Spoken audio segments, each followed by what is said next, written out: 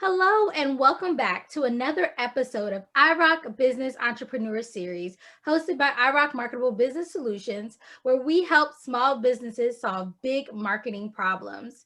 I am your host, Corey Fonville Foster, and I'm super excited because today we have an amazing guest. We have with us today Miss Angela Gardner of 100 Coffees. She has a BS in business management, certified John Maxwell Coach, speaker, and trainer. She's also certified as a human and behavior consultant and trainer. Angela has also mentored under John Maxwell and Robert Rohm. So I am super excited to have someone here that obviously has the knowledge. So hello, Angela, and how are you? Hello, I'm so excited to be here. Thank you for having me.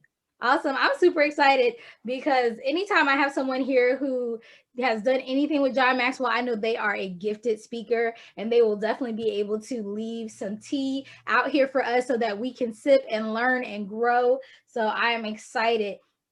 And I was also excited when I actually got to kind of chat with you because I was like, it sounds really cool. This 100 coffees. It's a new idea that I think nobody else is doing. And I was like, this is interesting. So I'm going to let you, like I said, spill the tea. So tell us a little bit about who is Angela and what in the world is 100 coffees?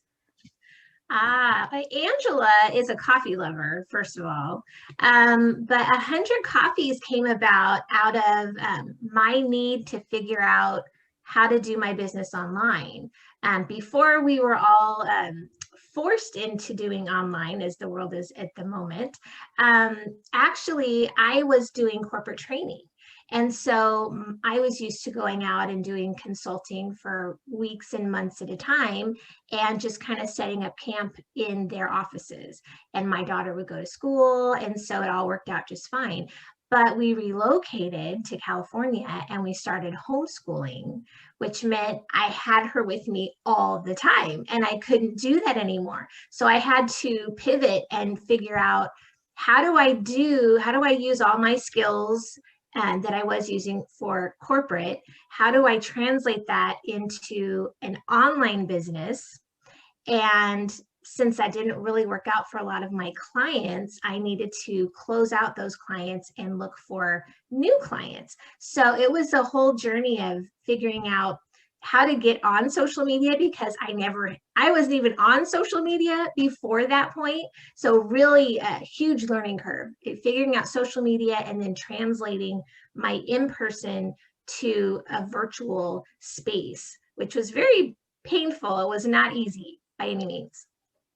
I definitely understand that. A lot of people have found themselves just like you in this time, having to learn how to take their marketable skills they've been doing face to face, in their brick and mortar businesses, and then popping them on this virtual platform and then having to compete with everybody else all over the world. It's like, oh my gosh, how am I going to do this? But I think you definitely found a way and you did it with grace because when you told me what 100 Coffees was, I was like, okay, I like that. It's something different. We're always trying to kind of network and get to know other business people, and you found a very unique way. So definitely explain to people, how does 100 Coffees work?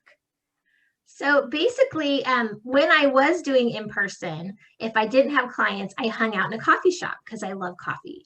And I would just literally set up office hours and say, okay, on this day, I will be at this coffee shop from this time to this time. Come and have coffee with me. And people would come and go, or they'd just walk in and grab their coffee and say, oh, Angela, hey, what are you doing here? And they'd sit down and visit with me. And maybe someone else goes by that one of us knows, and we pull them into the conversation, and just organic networking would happen right in a coffee shop. And so that was one of the things I was really missing being at home with my daughter was that whole social interaction. I love the coffee house vibe of just hanging out and people watching and being in that space. And so I thought, how do you recreate that? How do you recreate that? And so at the beginning of 2020, we really stepped into, okay, so what would happen? Like, what happens in an actual coffee shop? And could you do that online? And would people really buy into that? And what would that look like? And so we just started, like when we're little girls, playing pretend. And we talked in our community on Facebook. We started talking as if we were really entering a coffee shop, walking up to the coffee bar, saying good morning to the barista, and giving them all our business, like, oh girl, I got this going on today, and I'm going to need a double latte because there is so much going on and I got to stay awake and I am so tired and I'm meeting so-and-so today, and just telling our business so that everyone else will overhear, right? And marketing ourselves in the coffee line. And so we started playing with this concept, and because no one else could go to the coffee shop either, it really caught on. And they're like, wait a minute, this feels like we're really visiting our friends in the coffee house every day. So we have some people now, they pop in, they grab their coffee to go, which means they're not going to hang out and visit with us in the group, but enough to talk in line, let the barista know what's going on in their business, get some marketing, and then let people know how to follow them in their day on other parts of the virtual space, whether that's inside of Facebook, over on Instagram, maybe they're having an event or they're going on Zoom. Some people, they claim a table. And what that means is they order their coffee and they say, I'm going to be sitting over here at such and such a table, or they make up a room like you would in a coffee house, right? Hey, I'm giving a class in the back room if anyone wants to come, or we're doing Bible study in the corner if you want to come sit with us, or hey, did you hear there's a poetry reading over on the stage later this evening? Come on over, we're going to be reading poetry. So we really are using the virtual world as if we truly were all in person. And the beauty of virtual is that you can have this feeling with women who you would never meet in person because we're all over the world. So you can walk into your virtual local coffee shop and meet women from everywhere in the world, and never even get dressed if you don't want to, because we're not leaving our houses, right? I love it. It's such a great concept, because think about, most of us, when we think of a coffee shop, we're thinking of like a Starbucks or like our favorite, on the corner kind of coffee shop. And think about how much we spend on coffee every day. And it's like, yeah, if I can skip the paying for the coffee part and get the networking and the communication and stay in my slippers and pajamas, it's a win-win. It's a win-win-win, actually. So I love the concept, because people don't realize it really is about networking. It doesn't matter which part of business you're in. You really need to find others who can breathe life into your business and you can breathe life into theirs. So you are really having this community available to us where we can go and we can, get to know each other and find opportunities. Because I'll tell you, a lot of the opportunities I've had to speak, give presentations, be on other people's podcasts have been through networking, just kind of talking up my business. And what better place than a coffee shop? So I think that's such an ingenious idea that I think most of us would be like, okay, what do we have to lose? Go, like you said, go get in line, say good morning. Hey, I have all these marketing clients I need to see today. Oh my goodness, till spill my tea, and then let other people overhear it and say, oh, really? Let's, you want to chat at the table? I sure would. So I think it's such an amazing idea. And I'm sad. I would have never thought of it. I would have never thought of it, but I love it. I love it. Somebody had to think about it, and somebody was you. So great. So I do want to know, because you were in corporate before, so you've been an entrepreneur for a while, but what got you into this kind of field of wanting to help others, and especially when it comes to the area of networking? I love hearing people's stories. And part of my certification and background is in human behavior. So I am a student of human behavior. I people watch. I love to hear, like, I always look at people and think, what is their story? Like, there's a story behind that, right? And I just love to hear that. And I'm one that when I look at somebody, I see nothing but potential because that's just my personality and how I'm wired. And so I love to remind people that that all of us were made on purpose for a purpose, and we all have this unique combination of traits. And once we figure out what that is and how to leverage that, then we can do our work, and it's easy and it's fun and actually can be very profitable because you're not fighting yourself trying to get your stuff done. So one of the big things that we do in the coffee shop, our only rule, other than being a woman, our only rule is to be yourself. So come in, and this is your safe space to just feel what it's like to be who you are meant to be, and just practice being you, goofy, serious, whatever. Just be yourself, and people will respect that you're being true to yourself. Whether they agree with you or not is irrelevant. We don't have issues because we respect and realize that everybody's just walking out who they are. If you don't enjoy who that person is, then you need to step out of the way and let them go past you in the coffee house and don't engage with them. And so we don't have a problem.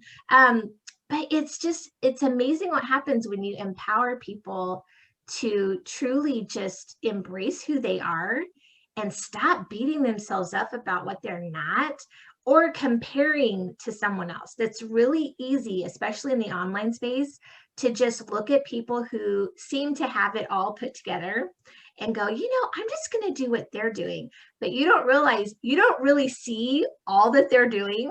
So you really probably don't want to do what they're doing, even though it might look like they're bringing in a lot of money. They're probably not. Yes, people don't realize that Instagram is the biggest culprit of that, of having people feel bad. Like, oh, but look at them. They have a commercial and look at them. They have all these followers and likes. And you're like, oh my gosh, they must be making so much money. And then to find out that they've been borrowing, they have loans out the wazoo and they're putting out all this stuff. And yeah, they don't have a client to do anything with. So I think it is important that you kind of stay in your lane and set your own goals of what you want to succeed in and what success looks like to you, and then try to achieve those. I see people all the time talking about, well, I want to have, this, or they'll send me a picture of somebody else's stuff. It's like, but what is you? What is you? What is your brand? What are you trying to do? And I think people kind of miss that because they want to follow the trends and follow what somebody else is doing because they think that person is successful. They think that person, like you said, is making money and optimizing their skills, but you never know. You never know. But I was going to ask you who the target market was for this coffee house. And apparently, yes, women only. I love it. Yes.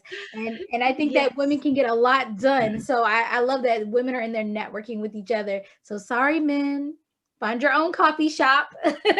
Try down the street. I like it.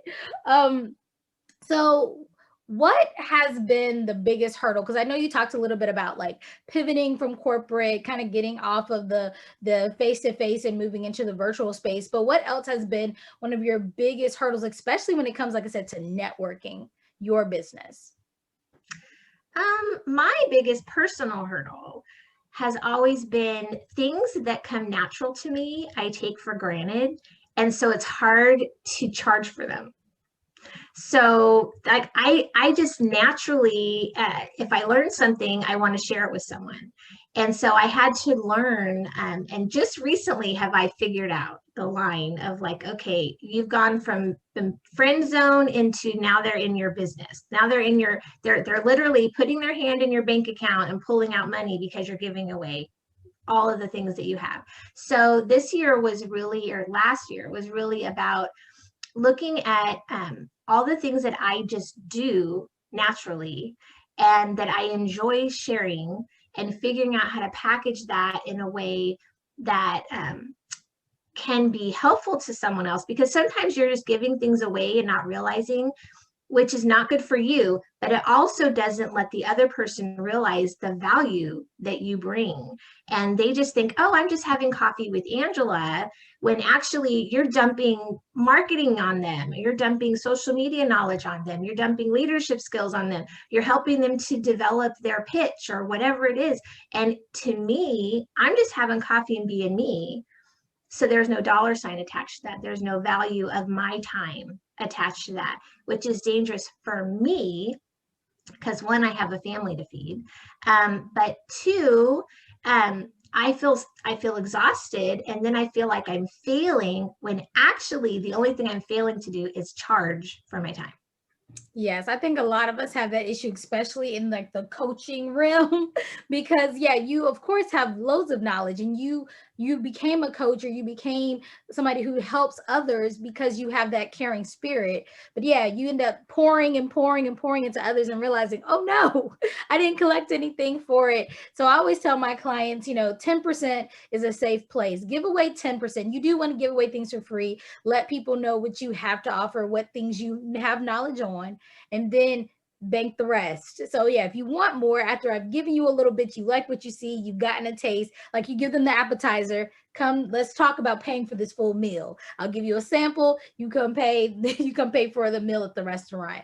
And so I think it's important, like you said, to kind of find a boundary, find a balance so that you feel good still giving away things. We know everyone can't afford what we have to offer, but people still need what we have to offer. So you find a way to give, whether that be through a workshop, whether that be through a 5-day challenge, whether that be through, a coffee shop where people can kind of chill. But then when you're ready to invest and really be serious about your business, serious about your goals, let's have a conversation. So I love that you kind of said, yeah, I will give it away free, but I have way more that if you're willing to invest, because I tell people you're not spending money, you're investing money. When you're ready to invest and really make a change, then let's have a conversation. Look, come to that table. What table is that?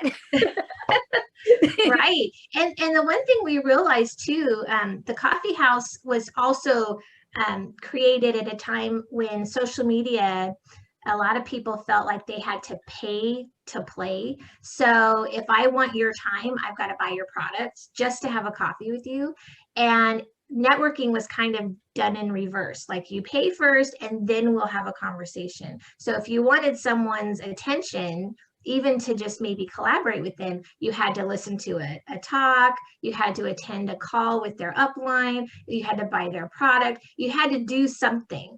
And so that was very frustrating for me. I'm like, can't we just have a conversation? Like I know every single person on my friends list, and I'm happy to refer business to you once I know who you are and who would be a good referral for you.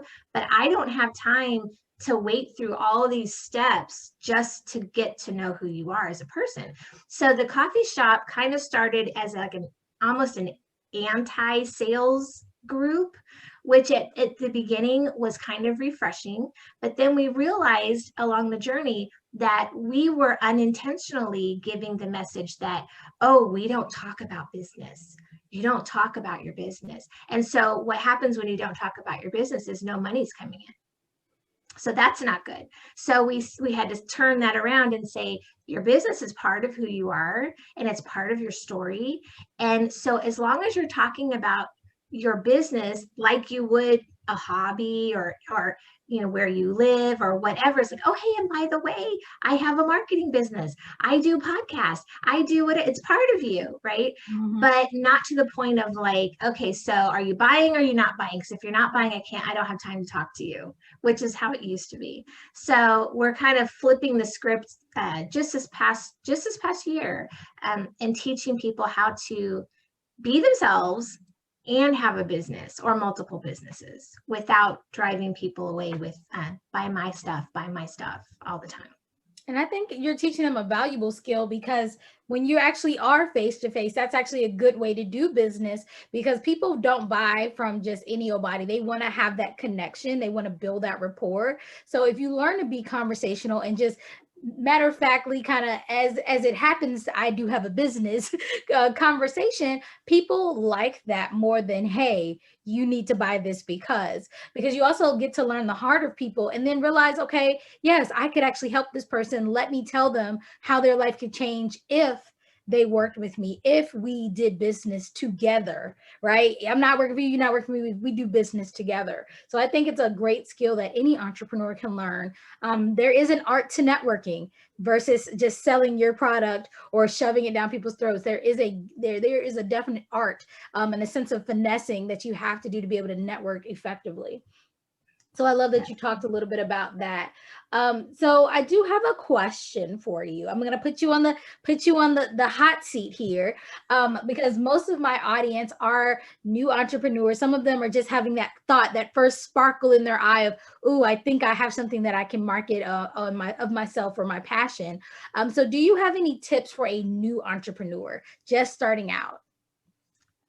Just starting out, I would say don't get caught up thinking that you have to have everything in a row and all your ducks in line to start. Literally, simple is best. Even when you've been in business a long time and we get all caught up in, oh, I need this system and this system and this ad and this. No, no, you need an idea and a way to communicate it. That's all you need, and a way to take money. So get your idea, make a flyer or some way to let people know what you're selling, and a way to make money, how to take their money when they say yes. That's all you need. Don't overcomplicate. Don't go, oh, I gotta have an email list first, or oh, I've got to have a website first. All right. No, you don't. No, you don't. You just need to be able to say, hey, I'm Angela and I sell networking meeting appointments. Great. How do I do that? Oh, well, here's an invitation. And by the way, it's $10. Here's how you pay, right? That's all you need. That's all you need. I got so caught up. I spent years thinking, oh, I got to get my website just right. And I got to buy ads just right. And I got all these things I have to do. And then just when I think I had it, they would change something, or the newest and greatest would come out. And oh, shoot, now I got to upgrade to that. And so everything kept being put on hold. No, just what do you have that you could sell? How do you tell people about it? And how do they pay you? Very simple. That is some very great advice. A lot of people do feel that way of, oh my gosh, all these things I have to do before I even talk to someone. It's like, no, when I first started my marketing business, I actually started with a message on Facebook. I drafted a message and it was like, hey friend, I'm starting a marketing business. If you know anybody who needs help, hey, send them my way. And I sent that to everybody who I thought at least knew somebody who owned a business. And that is how I started. I didn't have a logo. I didn't know what products and services I was going to offer. I didn't know anything except I'm going to start this marketing business. And from that email, I ended up getting my first, 2-3 clients just from, and it wasn't even email, I said a Facebook message. It was literally like through Messenger. And I got my first few clients because people knew who I was in other circles. They trusted if she's doing it, it must be pretty decent. And people went ahead and did it. No business cards, no anything. No, I still to this day do not have a website, even though it's coming.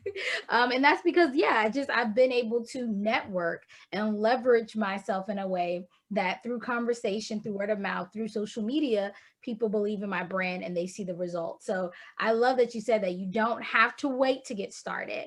You have to believe in yourself. You do have to do work. We're not gonna pretend that you don't, but you can get started today. Look, you can get started in the coffee shop, because that'll absolutely networking. Look, you'll find some people. If you don't know somebody today, you hop in that coffee shop, you'll know somebody by tomorrow. So before we go, we definitely want to know what product, services, anything that we can get from Ms. Angela, because you have been just dropping gems this whole podcast. So what can we get from you? Well, I specialize in helping women who either are speakers already or are looking to become a speaker, how to discover, develop, and deliver their signature talk. And then in the meantime, while we do that, we're developing their audience and are creating special ways to connect with that audience so that you can grow your own following and your own community, wherever that might be. We use the DISC model. So not only do I help you figure out who you are, but who your audience is and how your audience listens, so that when you speak, you can capture only their ear and push away anyone who you don't want to work with. Okay, look, that is a tip right there. So how can one get in touch with you if they are interested in really cultivating their speaking like you're talking about? We have a speakers guild, and so you can go to the website at signaturespeakersguild.com. And you can meet our speakers who are already there and learn more about the Guild. It's myself and 2 other partners of mine. I teach on how to create your talk and how to identify your audience. We have someone who does a mastermind on delivery skills and for different venues as well, because we have many different ways to speak these days. And then another gal for marketing yourself and getting your media together so that you can promote to people who are hiring speakers. Awesome. That is really great. I know there's tons of people who have a talk, right? They have something they want to share, but they don't know how to get it out. They're like, okay, how do I become a speaker? If I don't know how to find people, like you said, that need someone to speak. So I think that that's a very great resource. We're definitely going to be putting her links down below. If you're watching on YouTube, check out the podcast description if you are listening in, because we definitely want you to be able to connect with Angela and her crew and the coffee shop. Definitely, I'm going to definitely try to hop over to the coffee shop and grab myself a cup of coffee, an espresso or 2, and sit at a table and check people out, because no matter how big, how small you are in business right now, you're never going to not have to network. Just point blank, period. The owners of all these big companies still go to network and things like that. So I really encourage you.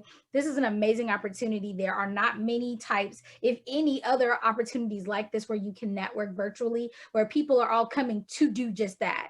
You may go to other groups where they're coming to learn a skill or they're doing a challenge or what have you, but people aren't there to network, so they may not be as engaging. So definitely check out Angela's coffee shop. It's called 100 Coffees.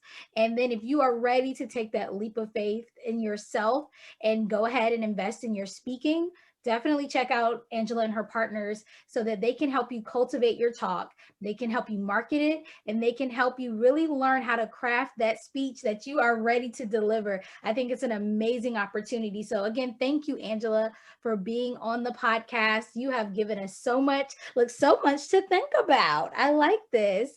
And if for those of you who don't know, Angela, she did say in the beginning, she's in Cali. So you can go surf virtually with her in Cali. And yes, hopefully we'll have you on again, because I think you probably have even more to give. But look, we might have to look. She said we'll do a little bit for free. So hopefully we bring her back, she's gonna be like, and now, and now. But thank you again. And guys, remember, we are here every Sunday, 5 p.m. Eastern Standard Time. And as always, I rock, you rock, we all rock, and we will see you next time.